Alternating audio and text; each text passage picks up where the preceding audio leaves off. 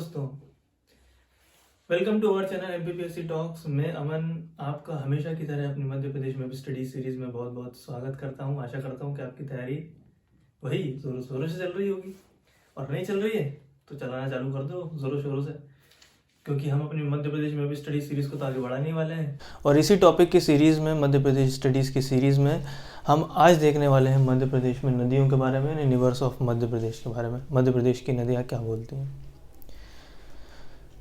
वो तो आपने सुना होगा दोस्तों कि पंछी नदियाँ पवन के झोंके, पंछी नदियाँ पवन के झोंके, कोई सरहद इन्हें न रोके।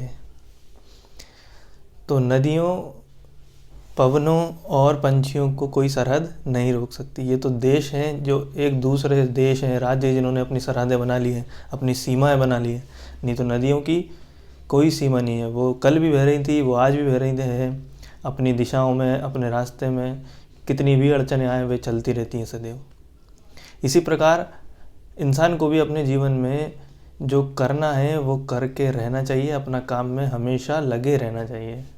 इसका अर्थ ये है, इससे हमें सीखने को ये मिलता है कि नदियाँ जिस प्रकार चलती रहती, बहती रहती, रुकती नहीं है कभी भी, इसी प्रकार इंसान को भी रुकना नहीं है, अपने जीवन में चलते रहना है, अपने कर्तव्य पद पर अग्रसर बढ़ते रहना है, काम करते रहना है।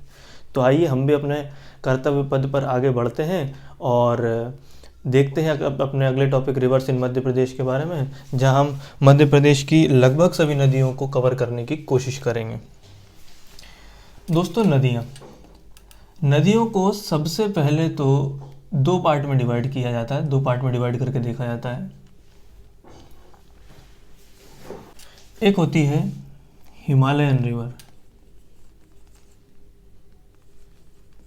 हिमालयन रिवर्स, और एक होती है पेनिनसुलर रिवर्स, पेनिनसुलर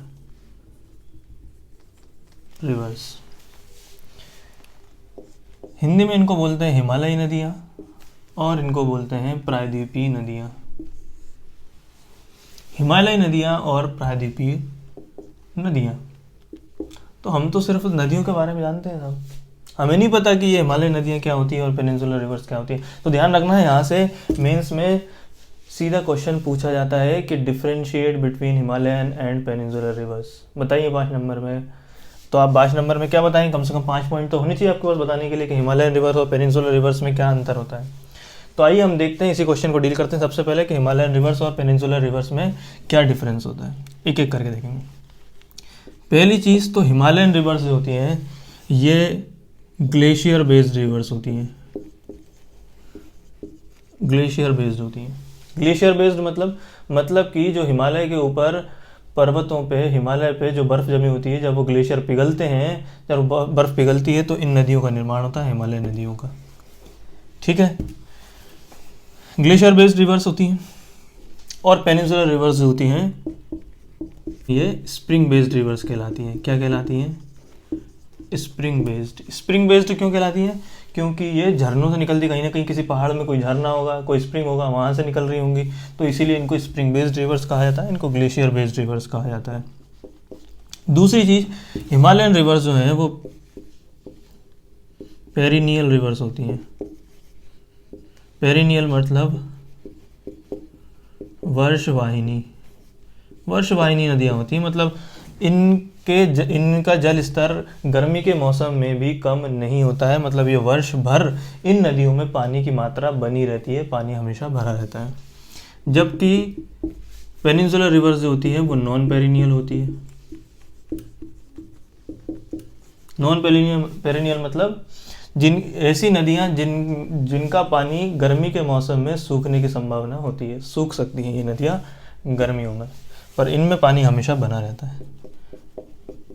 तीसरा पॉइंट होता है हिमालय नदियों में कि ये एंटीसीडेंट रिवर्स होती हैं। एंटीसीडेंट मतलब होता है ऐसी नदियाँ जो हिमालय के निर्माण के पहले से बह रही हैं। मतलब हिमालय का फॉर्मेशन नहीं हुआ था, उसके पहले से नदियाँ बह रही हैं, ऐसा माना जाता है, इसीलिए इनको एंटीसीडेंट कहा जाता है।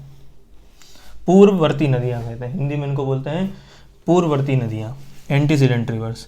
एग्जाम्पल में जैसे हमारे यहाँ गंगा रिवर है, जैसे ब्रह्मपुत्र है, जैसे इंडस है, सिंधु नदी इसको बोलते हैं। तो ये नदियाँ एग्जाम्पल हैं एंटीसीडेंट रिवर्स की जो हिमालय से निकलती हैं। जबकि जो पेरेनियल रिवर्स होती हैं वो प्रेसिडेंट रिवर्स होती हैं। प्रेसिडेंट नहीं बोलेंगे, प्रेसिडेंट, उत्तरवर्ती। ये पूर्ववर्ती है, ये उत्तरवर्ती नदियाँ हैं, मतलब हिमालय के फॉर्मेशन के बाद इनका फॉर्मेशन हुआ है। ठीक, इसके बाद फोर्थ पॉइंट, हिमालयन रिवर्स जो होती हैं वो गुड होती हैं, यानी अच्छी होती हैं for the navigation purpose. Navigation मतलब जल में, मतलब नेविगेट करना, मतलब कि जहाज चलते हैं जो नदियों में, उसके लिए सबसे उपयुक्त होती है नेविगेशन के लिए हिमालयन रिवर्स। क्यों होती हैं? क्योंकि ये रिवर्स जो है बह रही हैं, और देखना आपकी जो नेशनल वाटरवेज हमारे यहाँ बने हुए, सबसे पहले नेशनल वाटरवे, सबसे बड़ा नेशनल वाटरवे वन जो है इलाहाबाद से हल्दिया, अब तो प्रयागराज नाम हो गया, तो प्रयागराज से हल्दिया जो सबसे बड़ा नेशनल वाटरवे, वो आप देखोगे कि गंगा नदी पे बना हुआ है। और गंगा नदी कैसी नदी है? हिमालयन रिवर है। तो ये नदियाँ अच्छी होती है फॉर द नेविगेशन पर्पस, जबकि ये अच्छी नहीं होती, नेविगेशन के लिए अच्छी नहीं होती है। पांचवा डिफरेंस जो है वो है कि हिमालयन रिवर्स अच्छी नहीं होती फॉर हाइड्रो इलेक्ट्रिसिटी प्रोडक्शन के लिए ये अच्छी नहीं होती। हाइड्रो इलेक्ट्रिक प्रोडक्शन इनसे नहीं हो सकता, जबकि ये अच्छी होती हैं, good for hydro electric plants. Hydro electric plant जितने आप देखोगे साउथ इंडिया में, पेनिनसुलर इंडिया जो प्रायद्वीपीय भारत का प्रायद्वीपीय पार्ट है, वहाँ पे आपको मैक्सिमम हाइड्रो इलेक्ट्रिक प्लांट्स देखने को मिलेंगे। एक पॉइंट और देख लेते हैं कि हिमालयन नदियाँ जो हैं वो यंग नदियाँ कहलाती है, यानी युवा नदियाँ कहलाती है। क्यों कहलाती हैं युवा नदियाँ? और ये कहलाती हैं प्रौढ़ नदियाँ, यानी कि एडल्ट रिवर्स, प्रौढ़ बोलते हैं इनको हिंदी में। क्यों इनको यंग बोलते हैं, क्यों इनको प्रौढ़ बोलते हैं? यंग इनको इसीलिए बोलते हैं क्योंकि इन नदियों के द्वारा अभी भी प्लेन्स का फॉर्मेशन जारी है। ठीक है, they are still in the condition of making plans. ये अभी भी प्लेन्स बना रही हैं। जैसे गंगा के नीचे वाले क्षेत्र में, यूपी में प्लेन्स देखने को मिलेंगे काफ़ी, तो वो बना रही हैं। जो नदियाँ बनाती हैं उन्हें युवा नदी, यंग रिवर्स बोलेंगे, और जो नहीं बनाती वो एडल्ट रिवर्स। अब ये बनाती नहीं है, पहले बनाती रही होंगी कभी। तो ये है डिफरेंस हिमालयन रिवर्स और पेनिनसुलर रिवर्स। क्या क्या डिफरेंस है? पहला, ये ग्लेशियर बेस्ड है, ये स्प्रिंग बेस्ड है। माउंटेन रिवर्स आर पेरेनियल, ये नॉन पेरेनियल है, ये एंटीसीडेंट है, ये प्रेसिडेंट है। ये good for the navigation purpose है, this is not good for navigation, this is not good for hydro electricity, but this is good for hydro electricity. And finally they are young rivers and they are adult rivers. तो ये difference हमने देखा। Mains में सीधा question पूछ लेते हैं, तो ये मेंस के प्रोस्पेक्ट से बहुत इंपॉर्टेंट पॉइंट है। आप इसको नोट कर लीजिए, अच्छे से देख लीजिए और इसको लिख करके रख लीजिए। अब हम देखते हैं कि मध्य प्रदेश में नदियों की क्या स्थिति है। मध्य प्रदेश में जितनी भी रिवर्स देखने को मिलेंगी वो सभी ऑब्वियसली पेनिनसुलर होंगी, यानी कि प्रायद्वीपीय नदियाँ होंगी। हिमालय से निकल के आने वाली कोई नदी मध्य प्रदेश में नहीं बहती है। मध्य प्रदेश की जितनी भी नदियाँ हैं वो सभी कैसी हैं? प्रायद्वीपीय नदियाँ हैं, पेनिनसुलर रिवर्स है। एमपी की जितनी भी नदियाँ हैं, एक एक करके देखते हैं सभी नदियों के बारे में। सबसे पहले बात करेंगे नर्मदा रिवर की।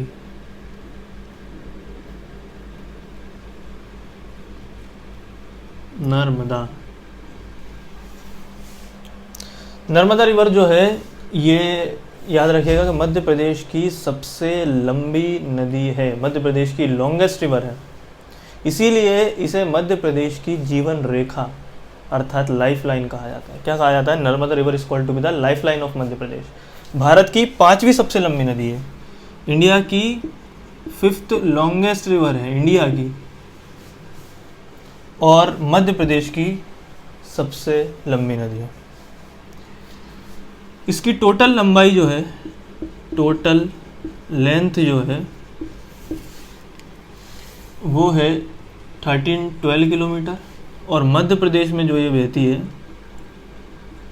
मध्य प्रदेश में इसकी लंबाई है 1077 किलोमीटर नर्मदा नदी। देखो हम नदियों के बारे में क्या देखेंगे, नदी के बारे में देखेंगे नदियाँ कहाँ से ओरिजिनेट होती हैं, कहाँ फ्लो होती हैं, किस डायरेक्शन में फ्लो होती हैं और कहाँ पे ये गिरती हैं या किस नदी में मिलती हैं।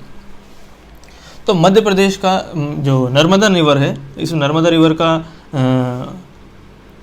ओरिजिनेशन होता है, जो ओरिजिन जो होता है, मध्य प्रदेश में नर्मदा नदी का ओरिजिन होता है अनूपपुर जिले में अमरकंटक पीक से होता है। अनूपपुर जिले में अमरकंटक पीक है, यहाँ से होता है इसका ओरिजिनेशन नर्मदा रिवर का। वेस्ट की ओर फ्लो होती है, मध्य प्रदेश के 15 जिलों से होकर के गुजरती है। हमने अपनी एक वीडियो में बताया है कि कर्क रेखा और नर्मदा नदी पर स्थित जिले, तो आप उस वीडियो को देख सकते हैं कि मध्य प्रदेश के कौन कौन से ज़िले हैं जहाँ से नर्मदा नदी होकर के गुजरती है। तो यहाँ कहीं पे अनूपपुर मिलेगा आपको, जहाँ से नर्मदा नदी शुरू होगी और फिर ये 15 जिलों से होती हुई अपना सफ़र पूरा करके गुजरात में चली जाएगी और फिर गुजरात में जा कर के ये फॉल हो जाती है। कहाँ पे फॉल हो जाती है? खंबात की खाड़ी में, यानी बे ऑफ कैम्बे बोलते हैं इसको हिंदी में, खंबात की खाड़ी। खंबात की खाड़ी में जाके गिर जाती है नर्मदा नदी। मध्य प्रदेश की सबसे बड़ी नदी है, याद रखना। एक चीज़ और ध्यान रखना, नर्मदा नदी को कुछ अन्य अलग अलग नामों से भी जाना जाता है। जैसे नर्मदा नदी को नामोदोस कहा जाता है, नर्मदा नदी को रेवा कहा जाता है, नामोदोस कहा जाता है, रेवा कहा जाता है। ठीक है, तो ये अन्य नामों से भी नर्मदा नदी को जाना जाता है। अब नर्मदा नदी जो है सेकंड नंबर पे आती है चंबल रिवर।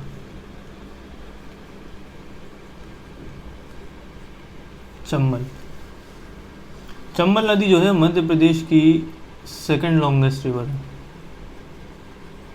मध्य प्रदेश की दूसरी सबसे लंबी नदी है, जिसकी लंबाई टोटल है 965 किलोमीटर। चंबल नदी जो है ये ओरिजिन कहाँ से होती है, सबसे पहले तो ये देखेंगे ओरिजिनेशन कहाँ से होता है इसका, कहाँ फ्लो करती है और कहाँ पे मिलती है, किस नदी में मिलती है। तो ओरिजिन होती है चंबल नदी, कहाँ से निकलेगी? तो इंदौर के जानापाव की पहाड़ी से निकलती है, जानापाव हिल से निकलती है। ये नॉर्थ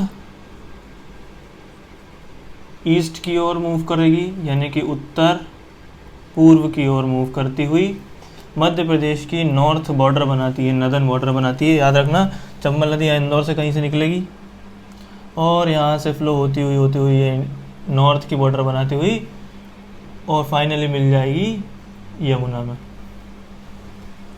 तो ये है हमारी चंबल रिवर। कहाँ पे मिल जाती है? ये यमुना नदी में मिल जाती है, उत्तर प्रदेश के हमीरपुर में। ठीक है, उत्तर प्रदेश के हमीरपुर में मिल जाती है यमुना नदी से। यमुना नदी से मिल जाती है चंबल नदी। चंबल नदी की एक चीज़ और देख लेते हैं कि इसकी सहायक नदियाँ कौन कौन सी हैं। नर्मदा नदी की सहायक नदी आपको बताना भूल गए। नर्मदा नदी की टोटल 41 के आसपास, यानी 41 के आसपास सहायक नदियाँ टोटल। इतनी पढ़ना तो मुश्किल है, पर आप उसमें ऐड कर लीजिएगा कुछ कुछ जो इम्पोर्टेंट है, जैसे कि हिरन है, हथनी है, शेर है, शक्कर है, तवा है, बर्नर है। यही कुछ इंपॉर्टेंट रिवर्स जो है ट्राइब्यूटरीज है नर्मदा नदी की, वो ऐड कर लेना नर्मदा नदी में। अब हम देखते हैं सहायक नदियाँ, यानी कि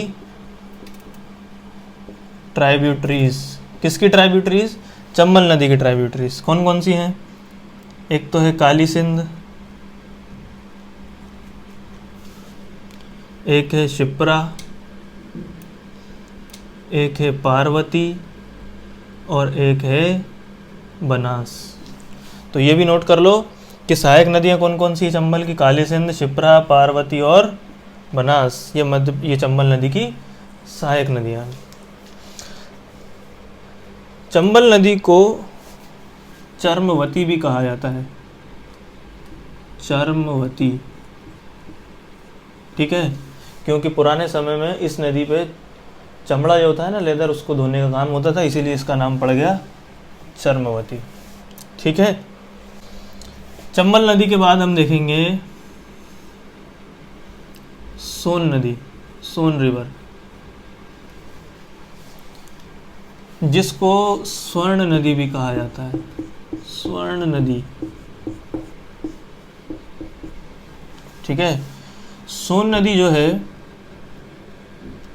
ये मध्य प्रदेश की तीसरी सबसे लंबी नदी है। कौन सी लंबी नदी है? तीसरी। और मध्य प्रदेश में जो सोन नदी है इसका ओरिजिन जो है वो भी अमरकंटक पीक से होता है। अमरकंटक पीक कहाँ है अभी बताया था? ये अनूपपुर जिले में है। अनूपपुर जिले में अमरकंटक पीक से निकलती है सोन रिवर। ठीक है। कहाँ फ्लो होती है? तो फ्लो होगी साउथ में, फ्लो होगी नॉर्थ साइड में। नॉर्थ की ओर फ्लो होते हुए ये मिल जाती है, किससे मिल जाती है? ये मिल जाती है गंगा नदी से। कहाँ मिल जाती है? बिहार के पास, बिहार में मिल जाती है गंगा नदी में। ठीक है। ये है सोन नदी। ताप्ती नदी मध्य प्रदेश के बैतूल जिले से निकलती है। कहाँ से निकलेगी? बैतूल जिले के मुल्ताई से। बैतूल जिले के मुल्ताई से निकलती है और ये कहाँ फ्लो होती है? सदर्न यानी साउथ में, दक्षिण में मूव करेगी और फाइनली मिल जाएगी ये, या गिर जाएगी ये खंबात की खाड़ी में, बे ऑफ खंबात में जाके मिल जाएगी। मध्य प्रदेश में ईस्ट से वेस्ट की ओर मूव करने वाली, ईस्ट से वेस्ट की ओर मूव करने वाली दो नदियां हैं, एक तो नर्मदा और एक ताप्ती। पहली चीज़। दूसरी चीज़, क्वेश्चन पूछे जाते हैं कि मध्य प्रदेश की ऐसी दो नदियों के नाम बताइए या ऐसी नदियों के नाम बताइए जो डेल्टा नहीं बनाती जबकि एस्चुरी बनाती है। क्या बनाती है?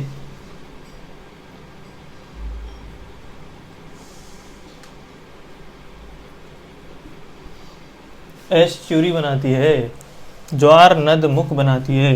हिंदी में इसको बोलते हैं ज्वार नद मुख, एस्चुरी बोलते हैं इंग्लिश में। तो ये दो नदियां जो है वो एस्चुरी बनाती हैं, नर्मदा और ताप्ती।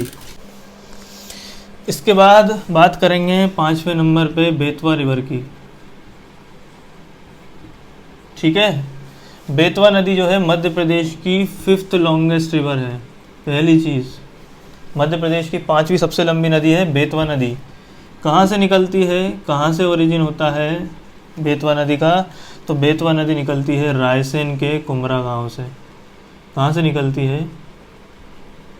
कुमरा गांव, रायसेन जिले के कुमरा गांव से निकलती है बेतवा नदी। ठीक है। कहाँ गिरती है? किससे मीट करती है? तो याद रखना है ये यमुना नदी में मिल जाती है। ठीक है। यमुना नदी में मिल जाती है, अपना पानी मिला देती है। ठीक है। बेतवा नदी को याद रखना बुंदेलखंड की जीवन रेखा कहा जाता है, बुंदेलखंड की लाइफलाइन कहा जाता है बेतवा नदी, क्योंकि पूरे बुंदेलखंड में पानी मैक्सिमम बेतवा नदी से ही पहुंचता है, इसीलिए बेतवा नदी को बुंदेलखंड की जीवन रेखा कहा जाता है। ठीक है। अभी तक हमने मध्य प्रदेश की 5 सबसे बड़ी नदियों के बारे में बात कर ली है। नर्मदा नदी मध्य प्रदेश की जीवन रेखा जिसको कहा जाता है। दूसरे नंबर पे हमने देखा चंबल नदी, 3rd नंबर पे सोन नदी, फिर हमने देखा ताप्ती और फिर बेतवा नदी। ये 5 नदियाँ मध्य प्रदेश की बहुत इंपॉर्टेंट रिवर्स हैं। याद रखना कहाँ से ओरिजिनेट होती है, कहाँ फ्लो होती है और कहाँ किस नदी से मीट होती है। दोस्तों ये 5 नदियाँ मध्य प्रदेश की बहुत इंपॉर्टेंट है। इसके बाद कुछ अन्य नदियाँ, अदर रिवर्स की हम बात कर लेते हैं एक एक करके।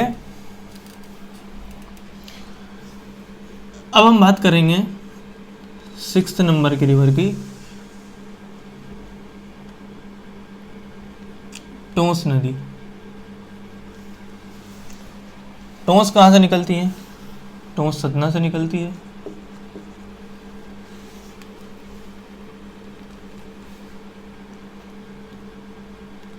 फिर आती है काली सिंध रिवर। काली सिंध नदी जो है वो देवास के बागली से निकलती है।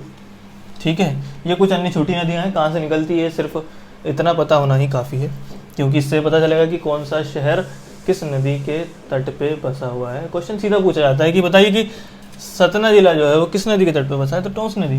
या सतना नदी से कौन सी नदी निकलती है? टोंस नदी निकलती है। पूछ लेंगे कि देवास जिला जो है वो किस नदी के तट पे बसा है, किस नदी के किनारे बसा है, तो काली सिंध नदी के किनारे बसा हुआ है। ठीक है, काली सिंध के बाद पार्वती, पार्वती नदी निकलती है सीहोर से।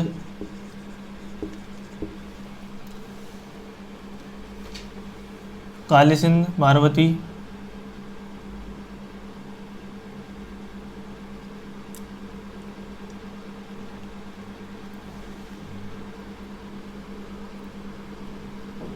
केन रिवर।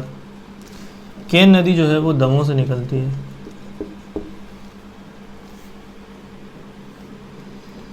इसके बाद आता है माही रिवर। माही जो है वो धार से निकलती है, और याद रखना ये मध्य प्रदेश में जो ट्रॉपिक ऑफ कैंसर होती है, कर्क रेखा, उसको 2 बार कट करती है। क्वेश्चन पूछते हैं कि मध्य प्रदेश की ऐसी नदी का नाम बताइए जो कर्क रेखा को 2 बार कट करती है, 2 बार काटती है, तो कौन सी नदी है? माही रिवर है, माही नदी है, याद रखना। इसके बाद आता है बेनगंगा, फिर पेनगंगा,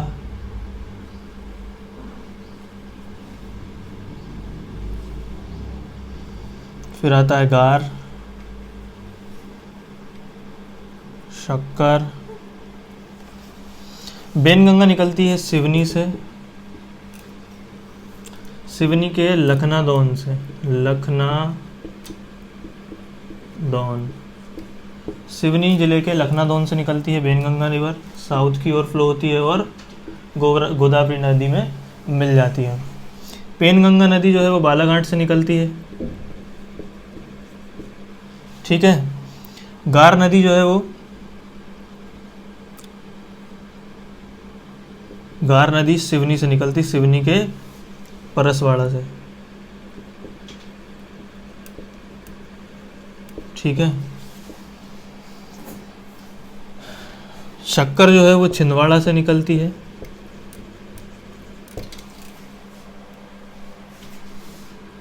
अब यहाँ देख लेते हैं, शक्कर के बाद आता है कूनू नदी, फिर आता है कुंवारी नदी। कूनू नदी शिवपुरी से निकलती है और कुंवारी नदी भी शिवपुरी से निकलती है। फिर एक नदी होती है उर्मिल, जो छतरपुर से निकलती है। उर्मिल छतरपुर से निकलती है। उर्मिल के बाद एक सिंध नदी है, सिंध निकलती है विदिशा के सिरोंज से, विदिशा के सिरोंज तहसील से निकलती है सिंध नदी। ठीक है, फिर एक नदी होती है नेवज नदी, ये सीहोर से निकलती है।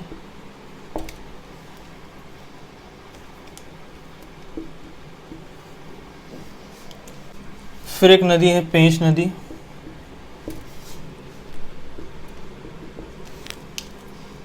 जो छिंदवाड़ा से निकलती है।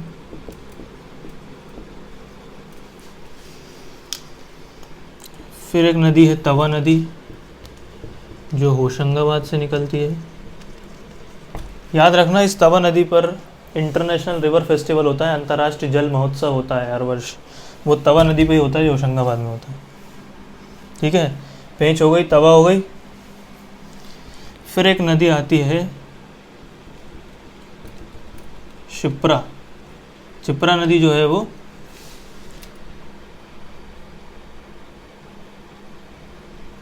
इंदौर से निकलती है।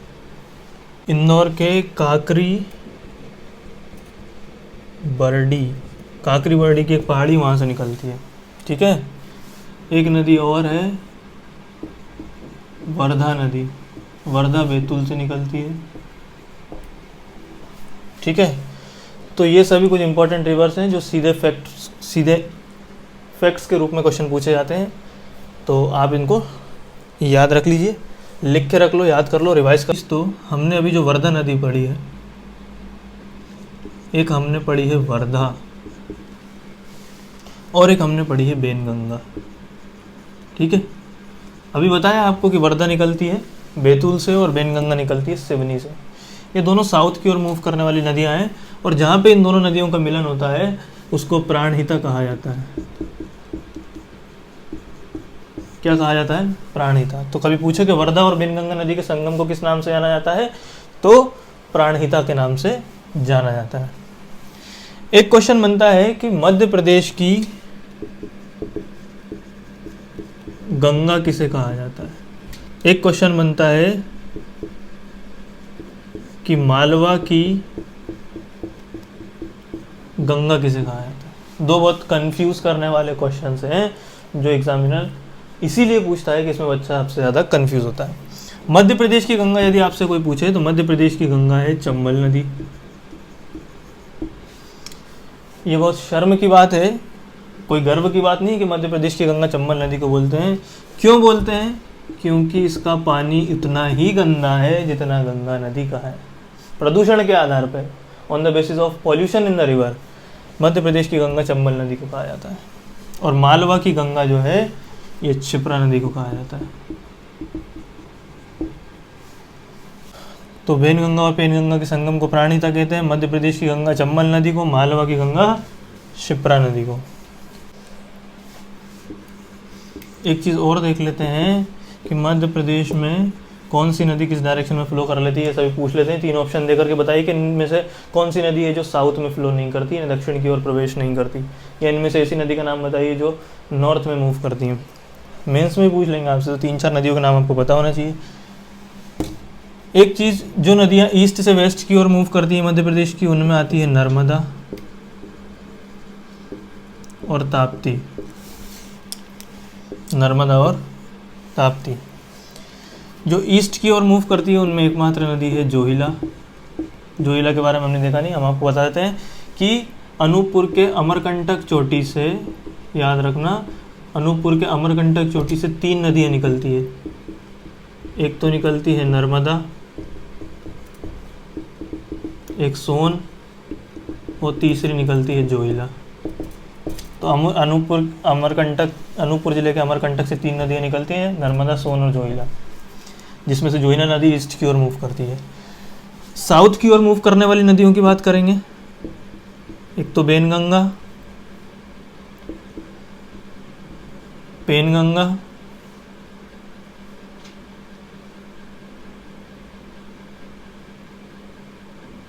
ठीक है। तो बेनगंगा और पेनगंगा नदी जो है वो साउथ की ओर मूव करती हैं। इसके बाद नॉर्थ की ओर मूव करने वाली नदियों में हमने देखा था चंबल है, सिंध है, चंबल है, सिंध है, बेतवा, सोन, टोंस, ठीक है, और केन नदी। ये नदियाँ जो है ये सब नॉर्थ की ओर मूव करती हैं, नॉर्थ की ओर। ईस्ट की ओर मूव करती है जोहिला। और साउथ की ओर मूव करने वाली एक नदी और है, पेंच है और वर्धा है, ठीक है। तो हमने देख लिया कि ईस्ट, वेस्ट, नॉर्थ और साउथ की ओर मूव करने वाली नदी है। ये भी ध्यान रखिएगा, डायरेक्शन के हिसाब से भी आपको याद रखना है कि कौन सी नदी कहाँ फ्लो कर रही है।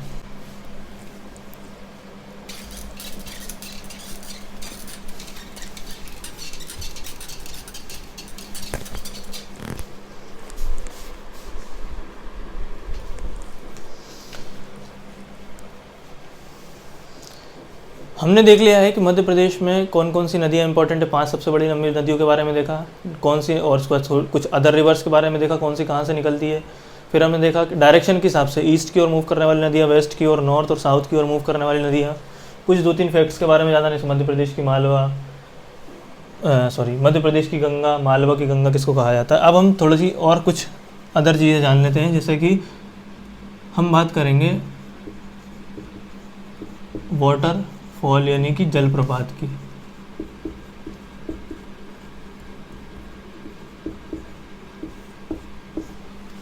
किस नदी पे कौन सा जलप्रपात आता है। सबसे पहले बात करेंगे नर्मदा रिवर की, सबसे पहले बात करेंगे।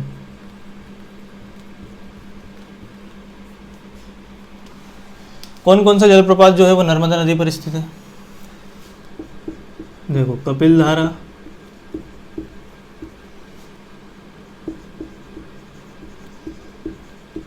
दुग्ध धारा, धुआंधार, मानदाता,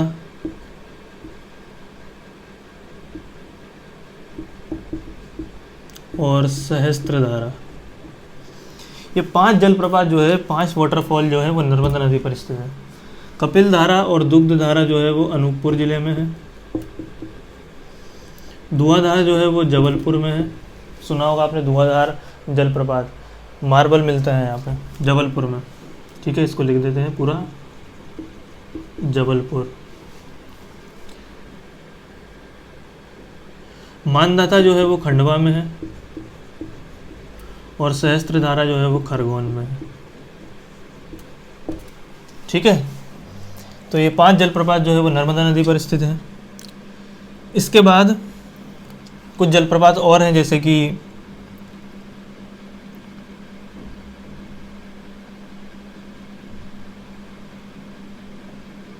है केवटी,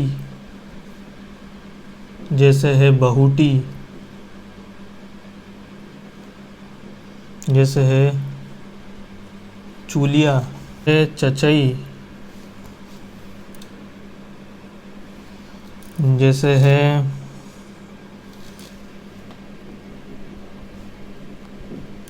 बिलोही, जैसे है पियावन। ठीक है, देखो मध्य प्रदेश का सबसे हाईएस्ट जो है ना, सबसे ऊंचा जलप्रपात जो है वो चचई है, जो कि 130 मीटर हाइट है जिसकी। क्वेश्चन पूछा जाता है सीधा कि मध्य प्रदेश का सबसे हाईएस्ट वाटरफॉल कौन सा है, सबसे ऊंचाई पर स्थित झरना कौन सा, सबसे ऊंचा झरना कौन सा है, तो वो है चचई जलप्रपात। ठीक है, चचई कहाँ पे है। चचई जो है वो बीहड़ नदी पर है, रीवा में। ठीक है, केवटी जो है वो केवटी नदी पर है, रीवा में। और बहुटी जो है वो बहुटी नदी पर है, रीवा में। ये रीवा की बात कर रहे हैं। बिलोही और बियावन ये भी रीवा में है। चचई जो है वो चंबल नदी पर है, सॉरी चूलिया जो है वो चंबल नदी पर है। मंदसौर रतलाम जो है ना, मंदसौर रतलाम वाला, और जो राजस्थान से बॉर्डर लगती है पर्टिकुलरली, वो चूलिया जलप्रपात जो है वो चंबल नदी पर मिलेगा। ठीक है, इसके अलावा एक जलप्रपात है जो है भालकुंड, एक भालकुंड है और एक राहतगढ़ है। ठीक है, भालकुंड जलप्रपात जो है वो सागर जिले में है, और राहतगढ़ जो है ये भी सागर जिले में है। तो भालकुंड और राहतगढ़ कहाँ है, सागर जिले में है। ये बीना नदी पर है। ठीक है, और राहतगढ़ वाटरफॉल सागर में, ये दोनों सागर में हुआ है। इसके अलावा एक पांडव वाटरफॉल है, ये पन्ना जिले में है।